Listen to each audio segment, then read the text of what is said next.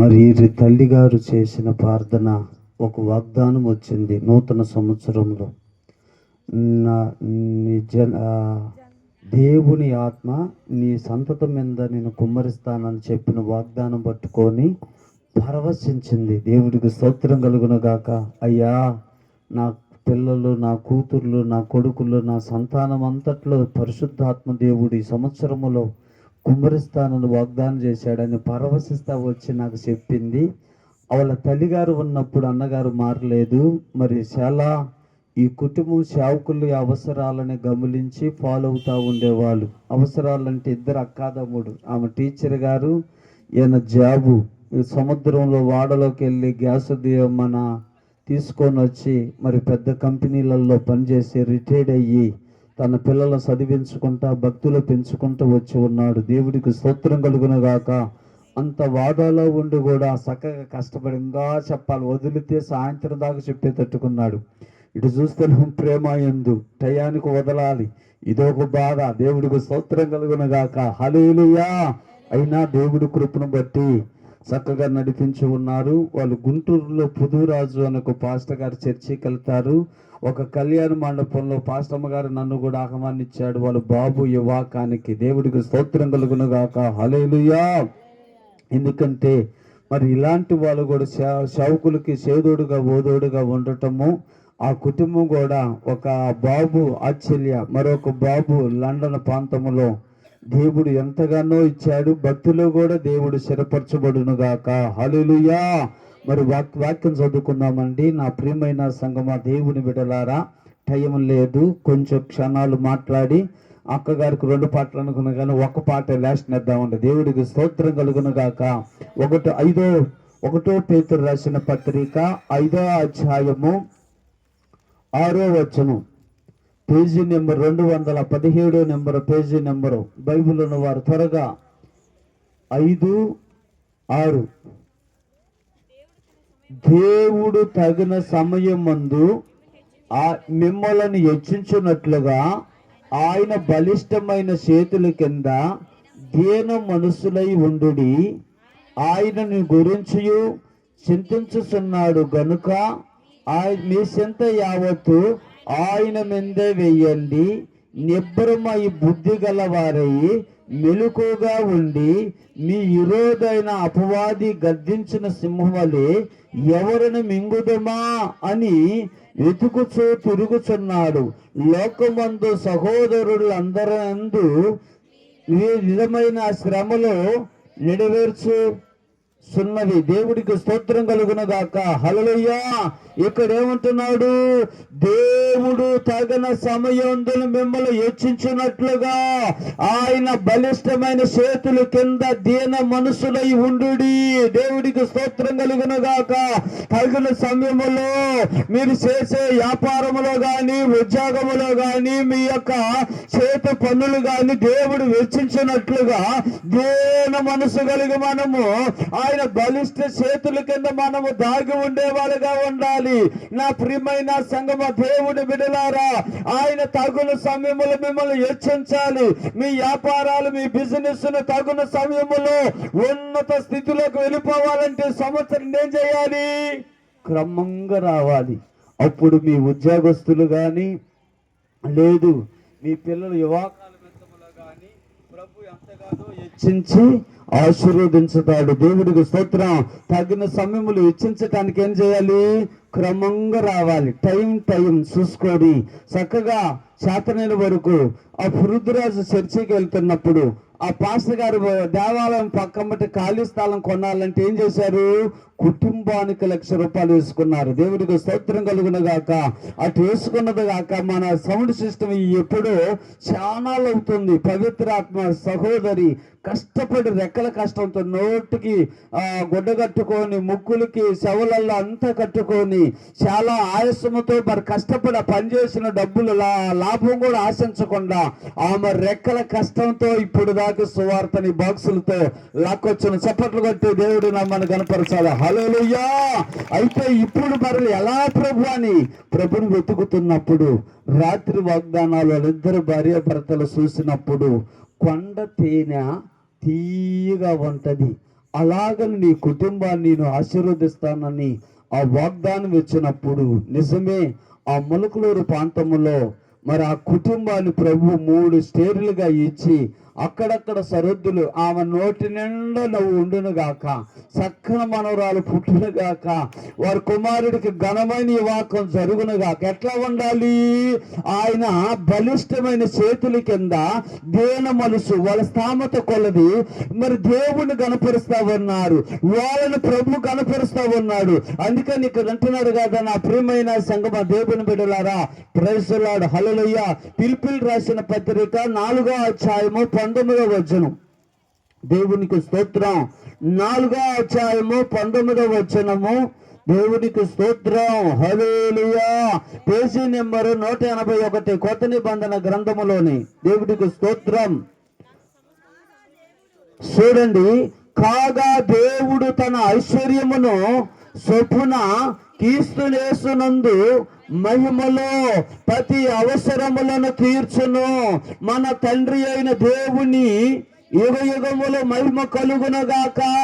క్రీస్తు యేసు నామములో మన ప్రతి అవసరాలను దేవుడు వెరిగాడు. ఒకవేళ అవసరం లేట్ అవుతుందనుకో, ఇంకా కార్యం జరగట్లేదనుకో, దేవుడి దగ్గర నువ్వు తిరుగు, దేవుడి తట్టు సరి చేసుకోయ్యా, నా కుటుంబము, నా పిల్లలు, నేను నీకు ఆయుషకరంగా ఉంటే నన్ను క్షమించు, ఈ పని నువ్వు జరిగించమన్నప్పుడు.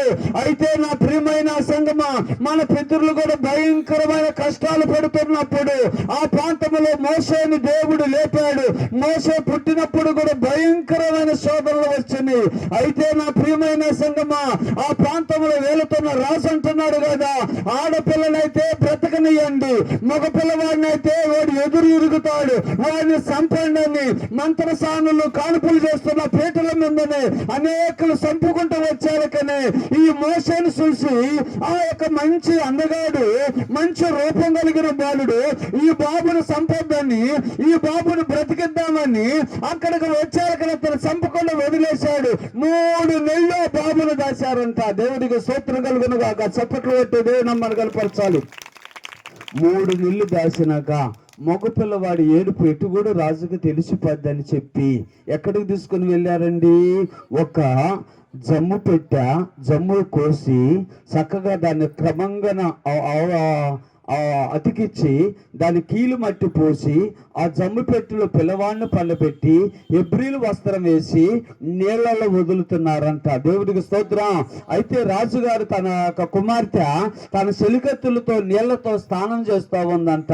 ఆ స్నానం చేస్తూ ఉంటున్న ప్రాంతంలోనే వాళ్ళు పొదసాటును దాగి ఉండి ఈ పిల్లవాడు గుక్కబట్టి ఏడుస్తున్నాడంట. మోషే కూడా పుట్టుకతోనే అపాయం కలిగింది. ఈ లోకంలో మనకు కూడా రాకుండా ఉంటాయా? ఆ కష్టాలలో ప్రభువును ఆధారం చేసుకోవాలి. దేవుడికి స్తోత్రం కలుగును గాక. నేను కూడా ఏం చేశానంటే ఆ సభను ఏర్పాటు చేసి పోస్టులు పాంప్లెట్లు వేసి తెచ్చుకోలేక నేనున్నాను. నేను ప్రార్థనకు వెళ్తే ఎర్రటి వెండలో అందరే మీ ప్లేస్ ఆపుకున్నాం, దుప్పట్లు పరుచుకున్నాం, బెడ్ల సెట్లు పరుచుకున్నాం, రావటానికి ఇల్లేదంటున్నారు. సరే, ఒక చెట్టు నీడ కింద కూర్చొని ఒక పక్కన కొంచెం అన్నం తిన్నాము. తర్వాత ఎవరు ఫ్యామిలీలు వాళ్ళు వెళ్ళిపోయారు బెడ్లు వాళ్ళు తీసుకొని. అంటే నా గుండె పగిలిపోయింది. దేవుడికి స్తోత్రం. అయ్య బాబు, లాస్ట్కి ఒంటరి పక్షులమేనా అని దేవుని ఆధారం చేసుకుని లోపల నేను బాధపడతా ఉన్నాను, ఏడుస్తున్నాను. తర్వాత చూస్తే ఆ ఎర్రటి వెండలో తలగాడ చేసుకొని షుగర్తో చాలా బాధతో ఉన్నప్పుడు పనుకున్నప్పుడు పాస్టమ్మ గారు తెచ్చి అక్కడ నరికి వేసిన తాటాకు ఒకటి తెచ్చి నీడకి బుట్టకి ఆధారం చేస్తుంది. నేనేం చేశాను, అలాగనే పనుకుని వెంటనే ప్రభు వచ్చి ఆ బలహీనతలో నన్ను గద్దిస్తున్నాడు. ఏమని? నువ్వు అంత భారం పెట్టుకొని నువ్వు నిద్రపోతాను, లేచి ప్రార్థన చేయమని ప్రభు నాతో మాట్లాడాడు. దేవుడికి స్తోత్రం. ఇటు పక్కనేమో పాస్టమ్మ గారు, ఇటు పక్కనేమో సుధాకర్ గారు, ఆచార్యుల గారు, నర్సాపేట ప్రాంతంలో ఉన్న సహోదరుడు, వీళ్ళిద్దరు మాట్లాడుతూనే ఉన్నారు, వింటూనే ఉన్నాను. లోపల నాకు జరుగుతూనే ఉంది దేవుడి యొక్క కార్యం. దేవుడికి స్తోత్రం కలుగును గాక. వెంటనే లేచి నిల్చున్నాను. పాస్టర్ అమ్మ కొంచెం పాడతాయిను అన్న. సరే పోడయ్యా అంటుంది. దేవుడికి స్తోత్రం. నిద్రపోయే శోధనలో ప్రవేశించక మెలుకోగలిగి ప్రార్థన చేయమా, లోకములో ఉన్నదంతా శరీరాశ నేత్రాచ జీవడంబము తండ్రి వల్ల పుట్టిన కావు లోక సంబంధమైనవి నిద్రపోయే శోధనలో ప్రవేశించక మెలుకోగలిగి ప్రార్థన చేయము. అందుకని యేసుక్రీస్తు నామములో ప్రతి అవసరము తీర్చబడింది. దేవుడికి స్తోత్రం. 4,000 రూపాయలు ఉంటే పాస్టర్ గారు పెద్ద హాస్పిటల్కి తీసుకెళ్ళింది, సాయి తిరుమల హాస్పిటల్లో తీసుకొని వెళ్ళిపోతే దేవుడి మీద ఆధారపడుతుంది. అయ్యో నాకు చదువు లేదు, నేను ఎలా సేవ చేయగలుగుతాను, నా వల్ల కాదే అని ఏమో బయటకు అల్లాడిపోతా ఉంది. దేవుడికి స్తోత్రం. వాళ్ళ అమ్మా నాన్నకు కూడా 12 సంవత్సరాలకు ఒక్క అమ్మాయి, తోడబుట్టిన మగపిల్లలు లేరు, ఒక ఆడపిల్లలు లేరు.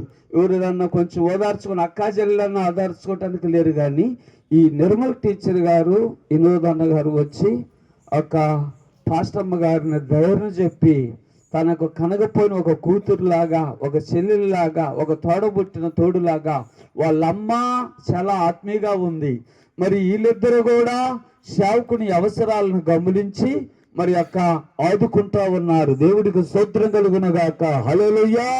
అప్పుడు బలపరిచి వెళుతున్నప్పుడు ప్రభు ఏం చేశాడు, ఈ స్థితిలోకి మరి దేవుడి స్థలంలోకి ప్రభు తీసుకొని వచ్చారు. దేవుడికి స్తోత్రం కలుగునగాక. హల్లెలూయా. ఈ టీచర్ గారు కూడా పాస్టమ్మ గారిని ఒక తోడబుట్టిన తోడు కన్నా కూడా ఎక్కువగా ప్రేమించింది. దేవుడికి స్తోత్రం కలుగునగాక. హల్లెలూయా. అందుకని ప్రభు పాదాలు పట్టుకొని ప్రభువుతో మన స్నేహం చేస్తున్నప్పుడు యేసుక్రీస్తు నామములో ఈ సంవత్సరములో నీ అవసరాలని, నీ యొక్క పరిస్థితులను బట్టి ఆయన విరిగి ఆయన సాధన తీర్చగలుగుతాడు. చప్పట్లు కొట్టి ప్రభునామాన్ని గణపరచదామండి. దేవుడికి స్తోత్రం కలుగునగాక. హల్లెలూయా. అందుకని మరొక వాక్యం, నా ప్రియమైన సంగమా దేవుని బిడ్డలారా, హల్లెలూయా. లూకా సువార్త 18వ అధ్యాయము 1వ వచనం. దేవుడికి స్తోత్రం కలుగునగాక.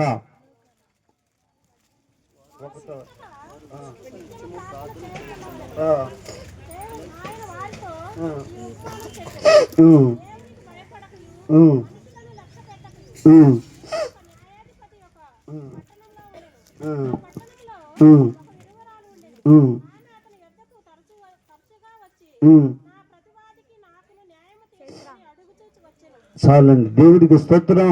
ఇక్కడ వారు విసుగుక నిత్యము ప్రార్థన చేయవలెను, మనకును ఉన్నటకును ఆయన వారితో ఉపమానం చెప్పును.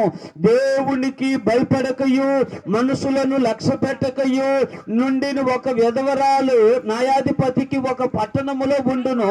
ఆ పట్టణములో ఒక విధవరాలు ఉండును. ఆమెను అతని యొద్దకు త్వరగా వచ్చి, నా ప్రతివాదికి నాకును న్యాయము తీర్చమని అతనిని అడుగు వచ్చును. దేవునికి స్తోత్రం కలుగునగాక. హల్లెలూయా. మనుషులను మరి లక్ష్య పెట్టకయు, దేవుడికి భయపడకయు ఒక న్యాయాధిపతిగా పట్టణంలో వెళుతున్నప్పుడు ఒక విధవరాలు ఏం చేస్తుంది, అయ్యా బాబు నాకును ప్రతివాదికి న్యాయం తీర్చయ్యా అని బ్రతుకులాడుతా ఉంది. ఆయనేమో వీళ్ళ అతిక్రమల బట్టి, వీరు పాపాలను బట్టి దేవుడేమో మోకం మరుగు చేస్తా ఉన్నాడు, సాటి చేస్తా ఉన్నప్పుడు ఆమె వచ్చి మరలా అమ్మ ఆమెతో చేస్తాలే పొమ్మ అంటున్నాడు. కానీ అతను పట్టించుకోవట్లేదు. అయితే విసుగుక మాటకి ఆయన దగ్గరకు వచ్చి బ్రతుకులాడుతున్నప్పుడు, సరే ఏమి ఇంతగా తిరుగుతా ఉంది, ఇంతగా బ్రతుకులాడుతుంది, ఆమెకు న్యాయం జరిగిద్దామని పొలాన్ని రోజు నేను చేస్తానని చెప్పాడు. దేవుడికి స్తోత్రం కలుగును గాక. హల్లెలూయా. మరి మీ యొక్క బిడ్డల యువకాల మిత్తములో, మీ ఉద్యోగాలలో ప్రమోషన్ల మిత్తములో ఏం చేయాలండి, బుజ్జక్క కూతురును చూశాను, ఇంత బాక్సులో అన్నం పెట్టుకొని సత్తునిపల్లి కోట సెంటర్లోకి వచ్చి బస్సులో అన్నా అన్నా అంటా ఉంది. ఆ అమ్మాయిని మరలా ఇంటికి వెళ్ళాను. బాత్రూమ్ కట్టుకోవటానికి కూడా, స్నానం చేయటానికి కట్టుకోవటానికి కూడా స్థామత లేదు. 4 కర్రలు కట్టుకొని చీరలు దిగేశారు. ఆ అక్క కూతురు చూస్తే ఇంకా చక్కనది. దేవుడికి స్తోత్రం కలుగును గాక. అక్క నన్ను ఒక తండ్రిగా భావించుకొని, అన్నా బాత్రూమ్ కట్టడానికి కూడా నా కాడ స్థామత లేదు, ఈతాకు దళ్ళు, ఇనప రేకులు, దాంట్లోని గేద, దాంట్లోని 2 ముసలోళ్ళు, మరలా వాళ్ళ కొడుకు కూతురు ఆమె, మరి ఇంత మళ్ళీ వాళ్ళ అమ్మ, ఆ చిన్న ఇంటిలోని నివాసం చేయాలి అన్నా. నా బిడ్డ స్నానం చేస్తుంది చూసి బైక్ డాబా పైకి వెక్కి చూస్తున్నారు నా బిడ్డ కళ్ళన్నీ. అక్క అడుగుతా ఉంది, అక్క నీ బిడ్డకి మంచి సంబంధం వచ్చింది, దేవుడు మరలా మీరు ఇల్లు కడతారు, ఉన్నత స్థానంలోకి వెళ్తారా అని అక్కతో మాట్లాడా. దేవుడికి స్తోత్రం. ఆ అమ్మాయి ఉన్నతమైన ఉద్యోగం తెచ్చుకొని ఆ 10 ఎకరాల పొలము, చింతలపాలెం, ఆరంభి డాక్టరీ, పెట్రిపాలెం ప్రాంతంలో, ఇంకా అక్కడక్కడ ఇసపాలెంలో కూడా వాళ్ళకి ల్యాండ్లు ఉండి 60 అడుగుల రోడ్లు ఇంకా అక్కడక్కడ కొంటా ఉన్నారు. ఒక బాబు పాప. దేవుడికి స్తోత్రం కలుగును గాక. ఇప్పుడు ఆమె వంట దగ్గర శ్రమదానం చేస్తుంది. దేవుడికి స్తోత్రం కలుగును గాక. ఇంకా ఆ పేద ఎదవరాల పింఛన్లో దేవుడికి 10వ భాగం గిచ్చి శ్రమదానం ఒక్కటి ఏది కూడా ఆశించకుండా చెమట కారుస్తుంది. దేవుడికి స్తోత్రం కలుగును గాక. ఆమె దాన ధర్మాలు, పుణ్యకార్యాలు పరలోక రాజ్యంకి ఎక్కించబడతాయా లేదా చెప్పాలి. దేవుడికి స్తోత్రం కలుగును గాక. అందుకని ఏం చేయాలి? నమ్మకంగా ప్రభుని వెంబడించాలి. యేసును నమ్మిటి వారు ఆయన ఉచిత కృపలో నీతిమంతులయ్యెదరు. ఖర్జూరపు మాటలతో ఏం చేయాలండి? ప్రభు ద్వారాగా ఉచితమైన మేలులు పొందిన వాళ్ళు ఖర్జూరపు వృక్షం వల్లే వాళ్ళ మాటలు నోరు ఊరిపోయేటట్లుగా ప్రభు వాడుకోగలుగుతాడు. దేవుడికి స్తోత్రం కలుగును గాక. హల్లెలూయా. అప్పుడు ఆమెకును ఆమె ప్రతివాదికి న్యాయం తీర్చినప్పుడు వాళ్ళ నాయన కొంతకాలం ఒప్పుకోలేదు, కానీ అయితే నాకు ఇది ఎవరి వల్ల కాని న్యాయము నాకు తీర్చాడని ఆమె సాక్ష్యం చెబుతా ఉంది. దేవుడికి స్తోత్రం. పోయిన క్రిస్మస్ పండుగ రోజు ఈ పెద్ద టెంట్ అంతలా అటేసాము. తర్వాత చూస్తే ఈడు వచ్చేది అంతా వాళ్ళు ఇచ్చేది మరలాడ కట్టవలసింది, అటు ఇటు ఆలోచించుకొని సతమతమయ్యి, అయినా వెంటనే దేవుడు తెల్లారాలకనే ఈ చక్కని ఆలోచన ఇచ్చి పరిగెత్తుకుంటూ మనసులో పరిగెత్తుకుంటూ వెళ్ళాను. ఎవడో నా పని చేయగలుగుతాడో, ఎవడో బరువు మోయగలుగుతాడో. ప్రభు ఏం చేస్తాడు? పిలవబడేది అనేకులు, అందులో ఏర్పరచబడే వాళ్ళు నమ్మకమైన పరిచారికులు కొంతమంది అనంట. కొంతమంది అవసరానికి వచ్చి వెళ్ళిపోయే వాళ్ళు కూడా ఉంటారు. దేవుడికి స్తోత్రం. ఎందుకంటే పరిచర్య చేసే వాళ్ళని గద్దిస్తాడు. మ్యాచెస్ అన్న నన్ను కూడా గద్దించాడు. సౌండ్ ఏం చేయాలి? ముందు వాళ్ళకి సౌండ్ సిస్టమ్ నేర్పాలి, కాంగో నేర్పాలి, మరలా కీబోర్డు, ఫ్రెడ్, ఏ పని వాళ్ళని పని సమకూర్చుకొని, లేరా అంటే లేచేవాడిగా ఉండాలి, కూర్చోరా అంటే కూర్చునేవాడిగా ఉండాలి. 4 గోడలు వీళ్ళు సపోర్ట్గా నిలబడినప్పుడు కప్పు లాంటి వాడు పాస్టర్ గారు ఈ 4 వారి స్థామత కొలది వాళ్ళు బ్రతుకుతూ దాంట్లో ఉన్నది తీసి పరిచర్యకి ఇస్తున్నప్పుడు ఆ కుటుంబాలకు ఏమొస్తాయి? శుభం కలిగిద్ది. దేవుడికి స్తోత్రం కలుగును గాక. హల్లెలూయా. అందుకని మరొక వాక్యం కూడా తీసుకున్నామండి. Praise the lord. దేవుడికి స్తోత్రం కలుగును గాక. హల్లెలూయా. Praise the lord. దేవుడికి మహిమ కలుగును గాక. మత్తయి సామెతల గ్రంథము 3వ అధ్యాయము 11వ వచనం. దేవుడికి స్తోత్రం. సామెతల గ్రంథము 3వ అధ్యాయము 11వ వచనం. దేవుడికి స్తోత్రం కలుగును గాక. హల్లెలూయా. చదువమ్మ.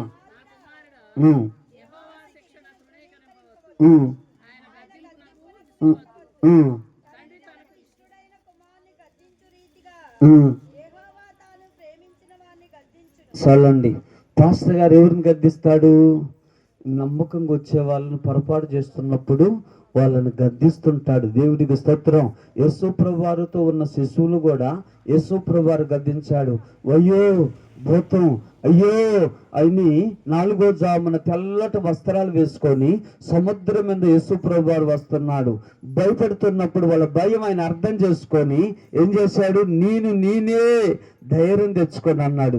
మరొకసారి యేసు ప్రభువారు ఒక పడవలో కొంచెం తలగాడ ఆధారం చేసుకొని నిద్రపోతా ఉన్నాడు. ఈ లోపల గాలి, వాన, వర్షము, భయంకరమైన గాలి వస్తా ఉంది. ఆ సముద్రం మీద గాలి కొడుతున్నప్పుడు వచ్చినప్పుడు ఆ యొక్క పడవ కూడా తలకిందులై ధోనిలోకి నీళ్లు వస్తా ఉన్నాయి.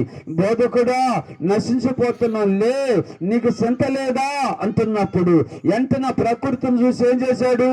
గాలి ఆగిపో, వర్షమా ఆగిపో అని వాటిని గద్దించినప్పుడు గడగడలాడుతా ఆగిపోయినాయి. అప్పుడు వెంటనే తర్వాత ఏం చేశాడు? అల్ప విశ్వాసులారా, ఎంతకాలం మీతో ఉండును, ఎంతకాలం మిమ్మల్ని సహించదును అని ఏం చేయాలి? మీరు నేర్చుకోవాలి. దేవుడికి స్తోత్రం కలుగును గాక. హల్లెలూయా. కాలము లేదిక ప్రియుడా, కృపకాలము ముగియెను ప్రియుడా, కాలము లేదిక ప్రియుడా, కృపకాలము ముగియెను ప్రియుడా, కాలము పాయమది ప్రభు రాకడ కాలమది, కాలము లేదిక ప్రియుడా, ఎంతో కాలము వ్యర్థము చేసి యేసుని ఎరుగక జీవించితివి, ఈ దినమైనా యేసుని ఎరిగి ఎంతో మేలుగొదావో ప్రియుడా. ఇంటర్ చదువుకున్న అబ్బాయి వాడు నా పని చేసుకుని వాడి పని అంతా చేస్తే నాకు ఈ పాట నేర్పాడు. దేవుడు స్తోత్రం కలుగును గాక. హల్లెలూయా. వినోదన్న గారు చెప్పినట్టు, వినోదన్న గారు గొనుగునట్టు నేను కూడా గొనుగుతా ఉన్నాను. వాళ్ళకి చెబుతుంటే నాకు అర్థమైపోయి నేను జుట్టు పీక్కునేవాడిని. దేవుడికి స్తోత్రం కలుగును గాక. అయితే అతను ఇప్పటికీ వాడి క్రియలు సరిలేనందున వాడు చనిపోవటం కూడా జరిగింది. మరి ప్రియమైన సంగమా, మరలా వాళ్ళ మధ్యలో ఇద్దరం కలిసి పొలం వేసాము. గోతాలు లెక్క పట్టుకోవాలని చిన్న గోతాలన్నీ నాకు ఇచ్చేసి వాళ్ళ అమ్మగారు పెద్ద గోతాలు ఆమె తీసుకుంది. దేవుడికి స్తోత్రం కలుగును గాక. జాంట్లు పొలం వేసాము. పలకలూరు దగ్గర గుజ్జనగోళ్ళు దాటి వెళ్ళాలి. దేవుడికి స్తోత్రం కలుగును గాక. అప్పుడు నేను ఆ యొక్క ఒప్పుకోట్లేదు. దేవుడికి స్తోత్రం కలుగును గాక. అక్కడ కూడా కయ్యోనులాగా ఏబేనులాగా మరి ఎదురవుతున్నప్పుడు మరి ప్రియమైన నడుపులారా, దేవుని ఆధారం చేసుకొని కన్నీళ్లు ఇడవాలి. అప్పుడు ఇడుస్తా దేవుని ఉద్దేశాన్ని కనుక్కుంటున్నప్పుడు కన్నీళ్లు గార్చి ప్రార్థన చేస్తుంటే తగిన సమయంలో దేవుడు మిమ్మల్ని ఇచ్చిస్తాడు. ఆయన బలిష్టమైన రెక్కల కింద కోడి తన పిల్లలని ఆకాశం నుంచి గద్ద వస్తున్నప్పుడు ఈ తల్లి అయిన కోడి పిల్లలని కొక్కొక్కని కేరేలకని రెక్కల కిందకు వచ్చి దాగుతున్నాయి. మరి నువ్వు కూడా ఏం చేయాలండి? నేను కూడా ట్రైన్లో చెన్నై వెళ్ళిపోయేవాడిని. వెళ్ళిపోతున్న సమయంలోనే ఆ ట్రైన్లో ఉంటున్నప్పుడు చర్చిలలో ప్రార్థనలో వినపడతా ఉండేవి. దేవుడికి స్తోత్రం కలుగును గాక. వినపడుతున్నప్పుడు నా హృదయంలో తలపోసుకొని విశ్వసించేవాడిని. దేవుడికి స్తోత్రం కలుగును గాక. హల్లెలూయా. అయితే దేవుడు మరి తీసుకొచ్చి ఒక దైవజనుడుగా నన్ను నిలబెట్టి ఉన్నాడు. రేపు 2వ శుక్రవారం ఎర్రగొండపాలెం ప్రాంతంలో అక్కడ ప్రార్థన బుక్ అయ్యి ఉన్నది. మరలా ప్రకాశ్ నగరం బస్టాండ్ వెనకాల ఒక ఇంటిలో ఆ అబ్బాయి 10th క్లాస్ చదువుకున్నాడు. అన్నా నాకు మిలిటరీ జాబ్ కావాలన్నా, మిలిటరీలోకి వెళ్ళాలన్నా, నేను బాత్రూములైనా గడిగినా నాకు ఇష్టమేనన్నాడు. ఆ అబ్బాయిని ఓదార్చేవగల చాటుకు తిరిగి నవ్వుకునే వాళ్ళము. ప్రార్థన అబ్బాయికి అది కానీ రాకపోతే ఏదో ఆత్మహత్య కూడా చేసుకునే తట్లో ఆలోచిస్తున్నాడు. సరే, ఆ అబ్బాయి బాధను చూసి మా ప్రార్థన చూసి మిలిటరీలో జాబ్ రిటైర్డ్ అయ్యాడు. తండ్రి షుగర్ వచ్చి కిడ్నీలు చెడిపోయి కాళ్ళు చేతులు వాసి చనిపోయాడు. సరే, ఆ కార్యక్రమానికి కూడా వెళ్ళొచ్చాం. ఇప్పుడు ఆ తండ్రి ఆయన ఉద్యోగమే రాజీనామా చేసి తండ్రి యొక్క ఆర్టీసీ బస్సుల ద్వారాగా జాబ్ కోసము ట్రై చేస్తున్నాడు. అన్ని విషయాలలో సంతకాల కోసం లేట్ చేస్తా ఉన్నారు, ఇసుకిస్తా ఉన్నారు వాళ్ళ అమ్మ కొడుకుని. నేను వెళితే ఆహ్వానించడానికి జనవరి 1కి వెళితే, అన్నా రేపు మంగళవారము కానీ కొంచెం బిజీలో ఉంటావు, మంగళవారమో మరి ఒక సోమవారమో ఏదో ఒక కార్యక్రమంలో ఉపవాస ప్రార్థన మా ఇంట్లో పెట్టాలన్నా అంటున్నాడు. దేవుడికి స్తోత్రం కలుగును గాక. ఈ పండుగలలో నువ్వు బిజీలో ఉంటావని మీ అమ్మ నేను ఇలా ఆలోచన చేసుకొని ఇట్లా నిర్మించుకొని చెప్పారు. దేవుడికి స్తోత్రం కలుగును గాక.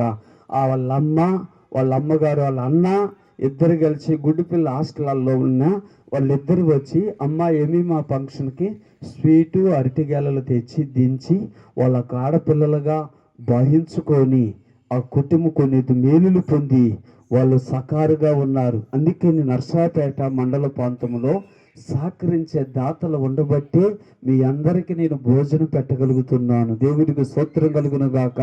వారిని దేవుడు ఇక్కడ విలవిలలాడుతున్నా, అయ్యా నన్ను పిలిచావు, ఈ టౌన్ ప్రాంతంలో నాకు ఎవరున్నారు ప్రభువా అని దేవుడి వైపును చూసి ఆంతని నేను సహకరిస్తున్నప్పుడు నా హృదయంలో పరిశుద్ధాత్మ దేవుడు వచ్చి వెంటనే ఏదో నేను దాచుకుందాము తిందాము. నిన్నైతే నేను జనవరి క్రిస్మస్ పండగకి ఇక్కడే టేబుల్ మీద కూర్చొని కొంచెమే సాంబార్ ఒక్కటే పోపించుకొని స్కూన్తో తిన్నాను. తర్వాత చూస్తే ఏం చేశారు, గోపిరెడ్డి గారి ఉన్న పెద్దిరెడ్డి గారని ఆ సహోదరుడు ఫోన్ చేయించుకొని ఫోన్లో ప్రార్థన చేయించుకొని పాస్టమ్మ గారికి ఒక షేర్ ఇచ్చి తర్వాత నాకు ఆర్కే అనే వాటర్ దగ్గర నాకు పార్సల్ పంపించారు. దేవుడికి స్తోత్రం కలుగునగాక. అప్పుడు ఇక్కడ నేను తినకుండా మీకు పెట్టి తర్వాత దేవుడు నాకు ఇయ్యాల్సిన ఆహారము నాకు దయచేశాడు. చప్పట్లు కొట్టి దేవుడు నమ్మను కనపరచాలి. దేవుడికి స్తోత్రం కలుగునగాక. హల్లెలూయా. ఎందుకంటే ఆయన బలిష్టమైన చేతుల కింద మరి యొక్క ఇష్టమైన వారినే గద్దించేది. నా కుమారుడా నువ్వు ఇసుకవద్దు, నా కుమారుడా ఆ గద్దింపులు తిరస్కరించవద్దు. ఇష్టమైన వారిని ప్రభు నిన్ను గద్దించేది, ప్రేమించిన వారినే ప్రభు నిన్ను గద్దించేది, ప్రేమించేది.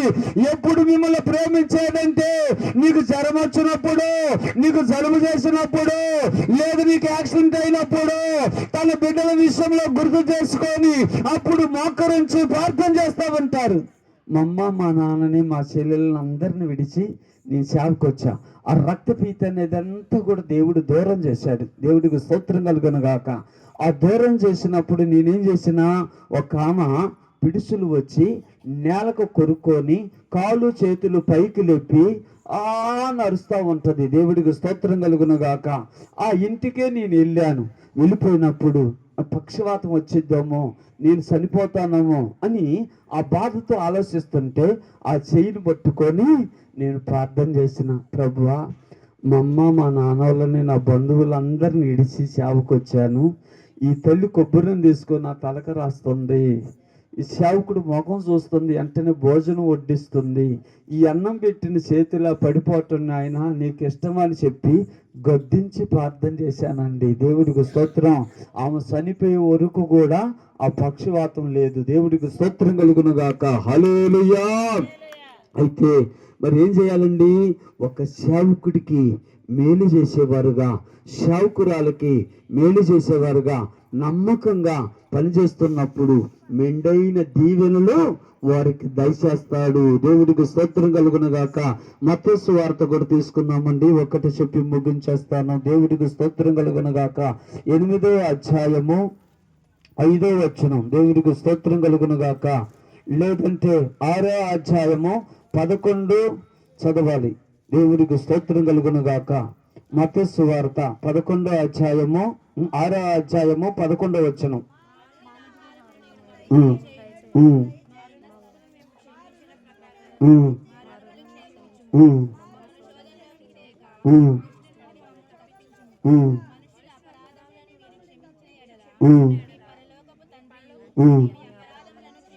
చూడండి, హల్లెలూయా. ఎదుటి వారి అపరాధములను మీరు క్షమించకపోతే నీ తప్పులు నీ పాపాలు ఆయన ఎట్టు క్షమిస్తాడు. తీర్పు తీర్చేది దేవుడు. సేవకుడికైనా విశ్వాసులకైనా ఎవరికైనా ఆ తీర్పును మనం విమర్శించిన వాడు విమర్శనలోకి కొనుక్కోబడతాడు. అందుకని మా అపరాధములు క్షమించిన ప్రకారంగా అయ్యా మమ్మల్ని క్షమించమని ఏం చేయాలి, అడగాలి. అనుదినం మాకు ఆహారము దయచేయము, శోధనలో ప్రవేశించకుండా మెలకుగలిగేం చేయాలి, ప్రార్థనలు కూడా చెయ్యాలి. దేవుడికి స్తోత్రం కలుగును గాక. హల్లెలూయా.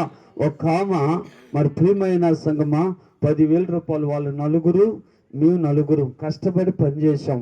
10,000 రూపాయల డబ్బులు వచ్చినాయి. మా మామగారికి ఆమె సాడీలు చెప్పింది. అర్థమైపోతుంది నాకు సిచ్యువేషను. ఏమని, అల్లుడు కొడుకు కాడు బాబాయ్, మరి కోడలేమో కూతురు కాదు బాబాయ్, నువ్వు కష్టపడి ఓపిక అంతా పని చేస్తున్నావు, నువ్వు జాగ్రత్త పడు అని చెప్పారు. నేనేం చెప్పాడు, దేవుడికి స్తోత్రం. ఇక్కడే అగ్రహారం వాళ్ళది. దేవుడికి స్తోత్రం కలుగును గాక. నేను చెన్నైలో ఉన్నా. ఈ 5,000 రూపాయలు తీసుకెళ్ళి మా అమ్మకి సమాధి కాడు కొబ్బరికాయ కొట్టుకుంటాను అని చెప్పి ఆ డబ్బులు వాళ్ళకి ఇచ్చాడు. ఈయన 1,200 రూపాయలు తీసుకొని గుంటూరులోనే ఎక్కడో ఆగిపోయి కోడి పందాలకు పోయాడు. దేవుడికి స్తోత్రం కలుగును గాక. హల్లెలూయా. ఇంకా వస్తాడంటే ఎండ్రాట్ల వాళ్ళు డబ్బులు తీసుకున్నారు. ఎడు చూస్తే ఒక్కడ వండుకోవటం తినటం చాలా మురుకుగా ఉన్నాయి బట్టలు. ఇలా మోసం చేసిన ఆమె దగ్గరికి వెళ్ళి ఏం చేశాను, మా మామగారికి ఏం చెప్పావమ్మా, మా మామ మధ్యలో నా మధ్యలో గొడవ పెట్టావమ్మా అని ఈయన అడుగుతున్నప్పుడు వెంటనే కూర్చో బాబా, ఏనమ్మా కూర్చునేదని చెప్పి 2 మాటలు జారా. ఆ మాటలు కూడా చెబుతాను యథార్థంగా. దేవుడికి స్తోత్రం. ఎవరేమో మొగుడు సొమ్మా డబ్బులు తీసుకున్నావా అని కొంచెం మాట అన్నా. అది 2 సంవత్సరాల కిందట వచ్చి టీవీ మీద బొమ్మగాదు పడినట్టు పడుతుంది. దేవుడికి స్తోత్రం కలుగును గాక.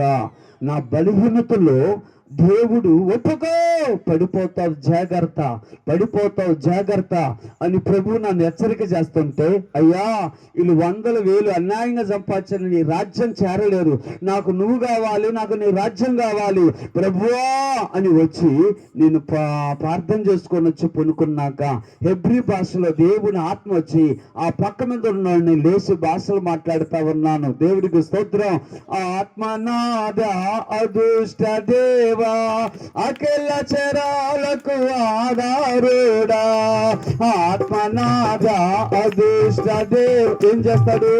ఎవరైతే అడిగితే వాళ్ళకి దేవుడు ఆత్మ దయచేయగలుగుతాడు. దేవుడికి స్తోత్రం కలుగును గాక. హల్లెలూయా. ఏం చేయాలి? ఇది కావాలి, అది కావాలి ప్రభు కావాలి, కానీ దేవుడు రాజ్యానికి వెళ్ళటానికి కూడా అర్హత ఉన్నదా లేదా అని ఏం చేయాలి? సరి చేసుకొని పశ్చాత్తాప హృదయంతో విరిగి నలిగిన మనసుతో ప్రభును సేవిస్తున్నప్పుడు ప్రభు ఎక్కడో లేడు, మన హృదయంలో కుడివైపున ఉంటాడు. ఇదిగో కుడి యొక్క భుజానికి వస్తాడు.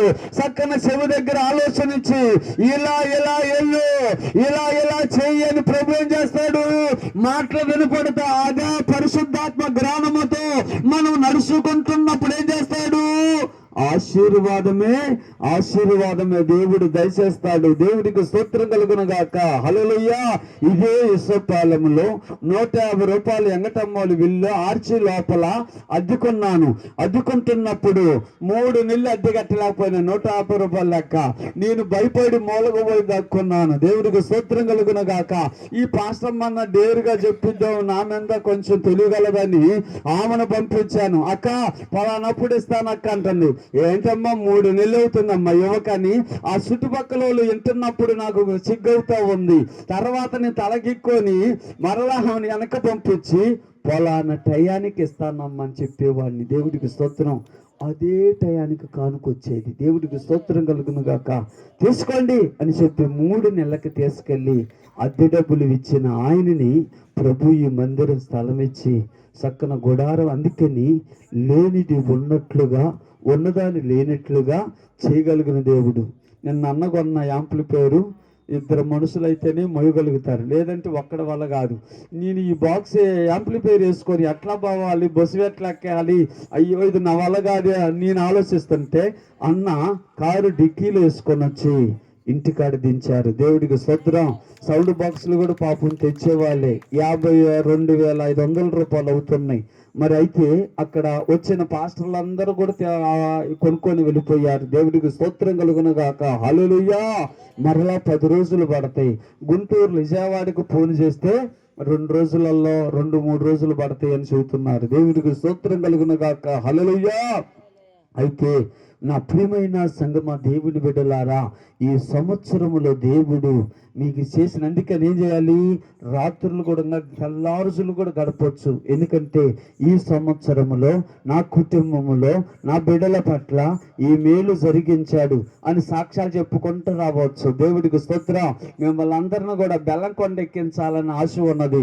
నా మరలా ఈ యొక్క పెరంగపారం అన్నగారు వాళ్ళ పొలం 2 ఎకరాల పొలం ఉంది. నీకు తెలియకుండా ఆ పొలంలోకి వెళ్ళాను. నేను వస్తుంటే ఆ పొలం చూపిస్తుంటే ప్రభువా ఈ ప్రాంతానికి నన్ను నడిపించావని నేను ఆశ్చర్యపోయాను. దేనికి? ఆ ప్రాంతంలో కూడా ఇలాగని టెంట్లు వేసుకొని ఉపవాస ప్రార్థనలు, టీవీ మీద బొమ్మగాదు పడినట్లు దర్శనాలుగా మరి చూడాలి, ఇళ్ళ కాడుంటే అప్పుల సమస్యలు వస్తారు, ఇళ్ళ కాడుంటే చుట్టాలు వస్తారు, వాళ్ళకు వడ్డించి మనం తినాలనిపిస్తాం. మిమ్మల్ని ఒక ప్రాంతానికి కొత్తగా నడిపించి అక్కడ బందోబస్తుగా దేవుడితో స్నేహం చేపిస్తే అప్పుడు ప్రవచనాలు మాట్లాడగలుగుతారు, పరిశుద్ధాత్మను పొందగలుగుతారు. దేవుడు ఎంతగానో ఉన్నత స్థానంలోకి ప్రభు మిమ్మల్ని తీసుకొని వెళతాడు. దేవుడికి స్తోత్రం కలుగును గాక. హల్లెలూయా. అయితే ఈ విధముగా ప్రభు రాబోయే దినాల వీళ్ళు కరోనా వచ్చినప్పుడు చనిపోతాడని అందరూ భయపడుతున్నారు. నాకోమో అన్ని పుచ్చకాలండి, ఎర్రగా పచ్చగా మంచిగా నవనవలాడుతూ ఉన్న ఎరుపు, కోస్తే అంత తీయగా తినాలని ఆశించిన పీల్చుకుంటా అన్ని క్రమంగా పేర్చి ఉన్నారు పుచ్చకాయలు. అన్ని ఫంక్షన్లు దేవుడు మన ద్వారాగా జరిగిస్తానని ఒక ఆన్మాలు నాకు దర్శనం ఇచ్చాడండి. దేవుడికి స్తోత్రం కలుగును గాక. చాలా పుస్తకాలు, కాయలు పుస్తకాలు, దేవుడికి స్తోత్రం, అవి క్రమంగా పేర్చి ఉన్నాయి. అయితే ఇన్ని చెయ్యాలి నీ చేతులు గుంటని ప్రభు నాకు ఆవశ్యకాలు పొడిగించి ఆరోగ్యం ఇచ్చాడు. ఎప్పుడైతే కరోనా వచ్చిందో ప్రభు నాకు పాటలు రావటానికి కూడా ప్రభు నాకు తోడయ్యున్నాడు. దేవుడికి స్తోత్రం కలుగును గాక. హల్లెలూయా. దేవుడు శోధనలో ప్రభు మనకు దగ్గర అవుతాడు. అయ్యో శోధన వచ్చింది, అయ్యో బాధలు వచ్చినాయి అనుకుంటాం, కానీ దీని వెనక భక్తులు ఏ మేలు దాచి ఉంచావు, ఏ ఉన్నత స్థితిలోకి మనం తీసుకొని వెళ్ళటానికి మన మేలు కోరే ఆయన సమస్యలను మనకు రప్పిస్తాడు. భయపడనక్కరలేదు. భక్తిహీనులైతే భయపడాలి, భక్తి పరులైతే చనిపోతే రాజ్యము, బ్రతికితే ఆయన సాక్షిగా యోనా నిబంధన చేసినట్లుగా మన ప్రభుత్వం నిబంధన చేసినప్పుడు ఆశీర్వదించగలుగుతాడు. అయితే నేను పిల్లలను వేసుకొని ప్రాంతానికి వచ్చినప్పుడు మా అమ్మాయి పోయి స్వెటర్ కింద పడినప్పుడు ఒక ఆమె వచ్చి, అయ్యో మీ అమ్మాయి మెదడు బయటకు వచ్చింది, సూటి కింద పడిపోయింది అని చెప్పినప్పుడు 2 చేతులు ఆకాశం అయిపోయిన చేతులు ఎత్తానండి. దేవుడికి స్తోత్రం కలుగును గాక. అయ్యా అన్ని జన్మలలో నుంచి ప్రభులోకి వచ్చాను. ఈడు చావా, ఈడు దేవుడు నమ్ముకున్నాడని పోయిండని మా అమ్మ మా నాన్న వాళ్ళందరూ నీ నామాన్ని దూషిస్తారు. నో, నీ నామం దూషించబడకూడదు, పాప బాగుండాలని చేతులెత్తి ప్రార్థన చేసిన వెంటనే మా పెద్దమ్మాయి నానా నానా అని వచ్చింది. నేను కూడా విగ్రహారాధి కుటుంబాలలో నుంచి ఈ ప్రభులోకి వచ్చాను. అయితే నా ఆరోగ్యమూర్తి గారు రేడియో వాక్యం చెప్పాడు. టీ తాగటానికి పోతే వాట్ల దగ్గర ఒక ముస్లిమ్స్ అతను, ఆయన భార్య ప్రభు నమ్ముకుంది. దేవుడికి స్తోత్రం. ఆయన భార్య బ్రాహ్మణామ, ఆయన ముస్లిమ్స్ అతను. ఆ ప్రాంతములకు ఆయనే పెద్ద దిక్కు. ఆయన కొంచెం రౌడీ విజయం కూడా చేసేవాడు. దేవుడి మచిలీపట్నంలో జరిగిన సంఘటన చెబుతున్నాను. ఆ సాక్ష్యము బలంగా నా హృదయాన్ని పట్టుకుంది. దేవుడికి స్తోత్రం కలుగును గాక.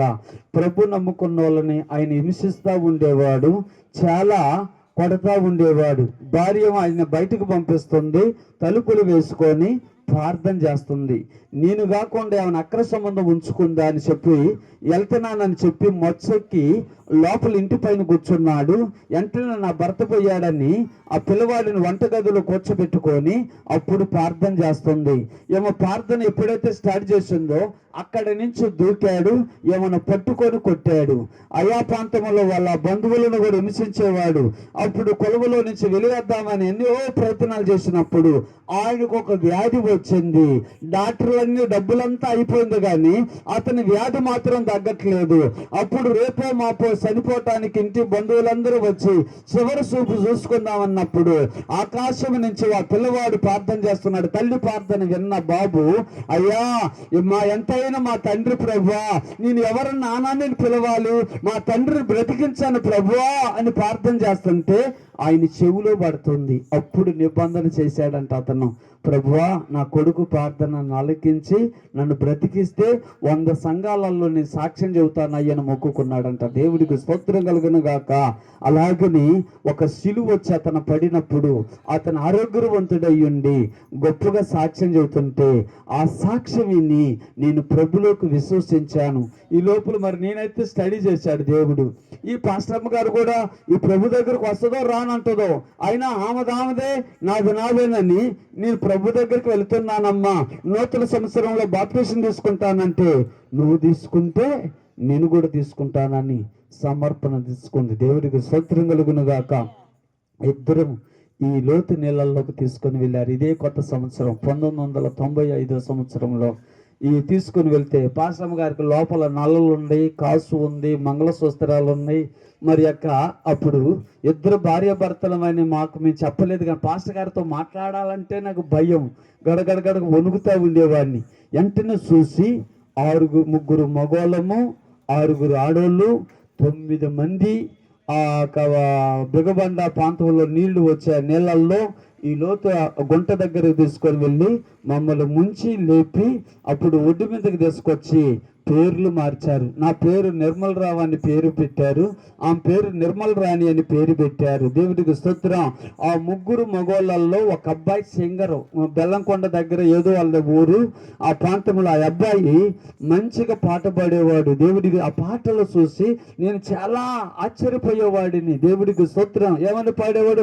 పిల్లు చూచున్నాడు ప్రియ యేసురాజు పరిశుద్ధ స్థలములకు, ఎంత పాపినోయి ఘోర పాపినోయి, పిల్లు చూచున్నాడు ప్రియ యేసురాజు పరిశుద్ధ స్థలములకు, ఎంత పాపినోయి ఘోర పాపినోయి, నమ్మదగిన దేవుడండి, నమ్మదగిన దేవుడండి. హల్లెలూయా. ఈ పాటల్లో నేను చాలా ముచ్చటించి పరవశించేవాడినండి. దేవుడికి స్తోత్రం కలుగును గాక. హల్లెలూయా. నాకు అప్పుడే ఆ మందిరానికి వెళ్ళినప్పుడు అందరు నిల్చోబెట్టి ప్రార్థన చేయించేవాడిని, వర్షిప్. అది చేయటం నాకు చాలా ఇష్టంగా ఉండేది. దైవజనులుగా వచ్చి చేయించటానికి ఈ నర్సరాపేట ఏరియాలో పల్నాడు జిల్లా ప్రాంత ప్రజల మధ్యలో మరి దేవుడు ఏం చేశాడు? ఈ విధముగా ప్రభు నడిపించాడు. రేపు ఇంతమంది అనుకుంటున్నారు నర్సరాపేట పల్నాడు జిల్లా చుట్టుపక్కల ఉన్న ప్రాంతాలలో వేల మందికి వెళ్ళిపోవాలి. అయితే నమ్మకమైన పరిచారికులు లేవాలి. దేవుడికి స్తోత్రం కలుగును గాక. మీరందరూ సహకరిస్తే మంచిగా ఆయా ప్రాంతములలో ఇంకా మన అమ్మాయి సెల్ ఫోన్లో మరి పెడుతున్నప్పుడు 460 మంది చూస్తున్నారు. దేవుడికి స్తోత్రం కలుగును గాక. మరి అందరూ ఇంకా ఇంకొక అయితే 229 ఇట్లా ఎన్ని చూస్తుంటే చాలా ఆశ్చర్యముగా ఉంది. నెంబర్లు పడిపోతున్నాయి, ఎవరెవరు చూస్తున్నారు. దేవుడికి స్తోత్రం కలుగును గాక. ఆశ్చర్యంగా ఉంది. ఆయన పిలుపును బట్టి మీ మధ్యలోకి వచ్చాను. రాబోయే మంచిగా వేలాది మందిగా ప్రభు లేపును గాక, ఆశీర్వదించును గాక. కళ్ళు మూసుకొని చిన్న ప్రార్థన చేస్తాను. మీ అందరికీ సిద్ధపరుస్తున్నా. ఒక సాంగ్స్ ఉందంట చిన్నగా, కానుకలు. దేవుడికి స్తోత్రం కలుగును గాక. మన మధ్యలో విజయక్క ఒక పాట పాడిద్ది. కానుకలు బట్టినాక ఆశీర్వాదం ఇస్తాను. దేవుడికి స్తోత్రం కలుగును గాక.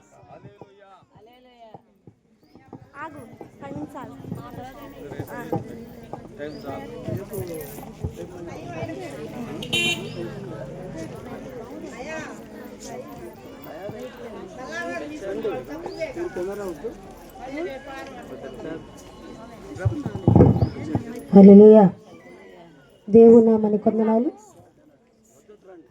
దేవుడి నామానికి వందనాలు. దైవ సేవకులకి